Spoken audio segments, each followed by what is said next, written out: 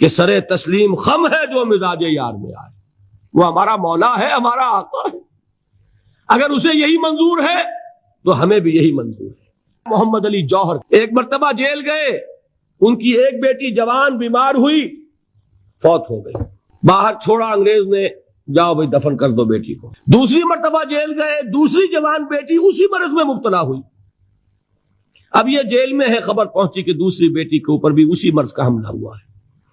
ایک نظم لکھی ہے جس کا آخری شعر یہ ہے: تیری صحت ہمیں منظور ہے لیکن اس کو نہیں منظور تو پھر ہم کو بھی منظور نہیں.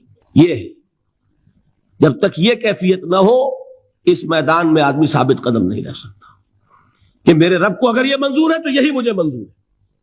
اور تیری صحت ہمیں چاہیے تو ضرور، لیکن ہمارے رب کو منظور نہیں تو ہمیں بھی منظور. راضی برضائے رب. وبشر الصابرین الذین اذا اصابتهم مصیبۃ قالوا انا للہ وانا الیہ راجعون. نہ شود نصیب دشمن کے شود ہلاک تیغت، سر دوستہ سلامت کے تو خنجر آزمائی. اولئک علیہم صلوات من ربہم ورحمہ. یہی ہے وہ لوگ جن پر ان کے رب کی طرف سے عنایتیں ہیں اور رحمتیں ہیں. وَأُولَٰئِكَ هُمُ الْمُهْتَدُونَ. اور یہی ہے وہ لوگ جو کامیاب ہونے والے ہیں، ہدایت پانے والے، ہدایت یافتہ.